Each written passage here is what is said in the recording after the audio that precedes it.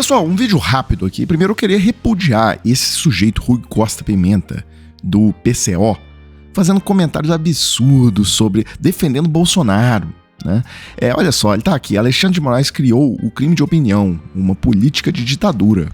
Rui Costa Pimenta comenta: é um crime intelectual, os caras trocaram mensagem no aplicativo. Tudo bem que eles são idiotas, você vai dar um golpe de estado e você troca mensagem no aplicativo. Mas, enfim, eles não fizeram nada, nem compraram as armas, nada. O crime real se caracteriza por um fato, uma ação. Pensar, falar e discutir não é crime. Eu até analisei esses dois artigos do Código Penal com vocês ontem, né, o 359L e o 359M, e deixei claro que ele fala em tentar, ou seja, só a tentativa já é crime, no caso. E teve um professor de Direito Constitucional da Universidade Estadual do Rio de Janeiro que falou exatamente isso lá na Globo News, viralizou também nas redes esse trecho. A confusão que está sendo feita é do seguinte teor: no homicídio, no crime de homicídio doloso, quem tem intenção de matar, os atos preparatórios, eles não têm a significação penal. Ou seja, se a pessoa apenas adquire a arma, municia a arma, mas não parte para a execução do crime, isso é, como o direito penal chama, um irrelevante penal. Não tem significado. Mas se iniciou a execução, por exemplo, tentou desferir o disparo, errou o alvo, a arma falhou, tentou matar e não conseguiu por razão alheia à vontade do criminoso, temos crime, crime tentado, é a chamada tentativa de homicídio. Agora, no caso da abolição violenta do Estado Democrático de Direito e do golpe de Estado, conforme muitos especialistas em direito penal dizem, Leilani, nós estamos falando de crimes de empreendimento. O que significa isso? Que já é crime a própria colocação em prática do esforço para atingir aquele resultado.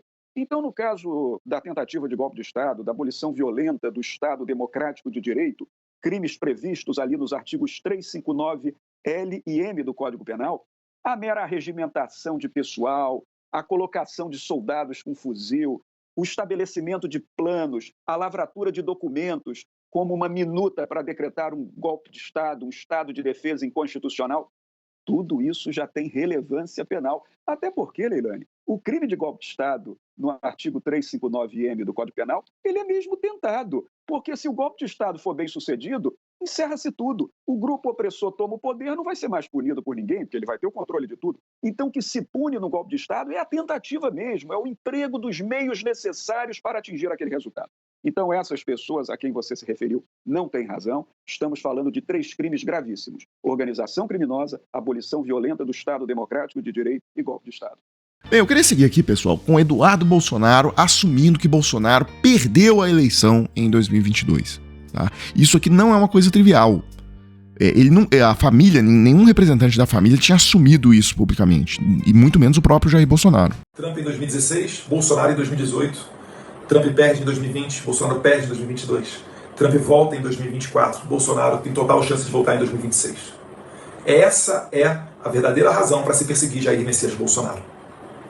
Se eles estivessem pensando apenas politicamente e Bolsonaro não tivesse apoio popular nenhum, eles estariam deixando de lado essa história toda. Mas como o Bolsonaro é muito forte, eles têm que derrotar o Bolsonaro nos tribunais para não permitir que ele politicamente venha a se candidatar em 2026. Isso aqui não é trivial, só pra gente recapitular, porque veio a eleição. Primeiro ele já anunciava antes que ia ser tudo fraude. Se ele perdesse, ele não ia aceitar e tal.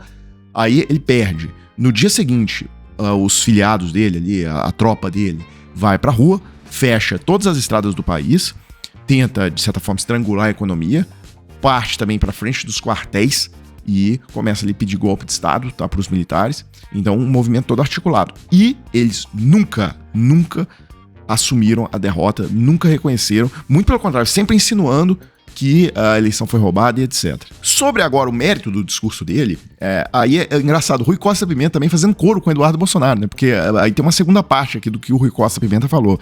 A perseguição judicial não enfraquece o bolsonarismo, ela o fortalece. Rui comenta: eu acho que essas arbitrariedades judiciais não facilitam a luta contra o bolsonarismo, contra a extrema-direita, elas dificultam.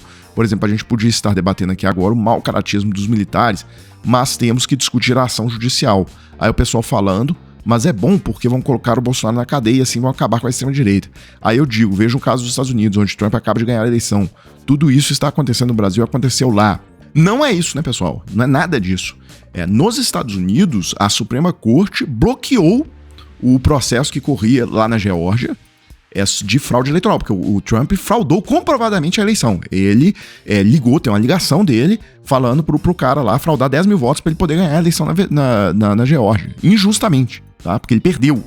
E isso aí, a Suprema Corte bloqueou essa condenação criminal que o Trump receberia, tá? O processo estava para ser julgado na semana seguinte. E eles criaram essa jurisprudência que o presidente no cargo, ele é imune. Então o Trump, como ele era presidente do país nessa época, ele tá imune a todos esses processos criminais. Só que isso é um absurdo, porque, por exemplo, agora o Trump, então, significa que ele pode cometer qualquer crime, né? Porque agora ele é imune segundo a jurisprudência da própria Suprema Corte dos Estados Unidos. Então é o seguinte, a Suprema Corte falhou em defender a democracia nos Estados Unidos. Inclusive, agora, de volta à cena do crime, o que ele tá fazendo? Ele tá expurgando generais do comando das Forças Armadas, colocando generais que são do agrado dele, tá? Pra fazer o quê daqui a 4 anos? Aliás, como é que vai ser essa transição se os democratas ganharem a eleição daqui a 4 anos? Aí ele vai milagrosamente aceitar o resultado e tal?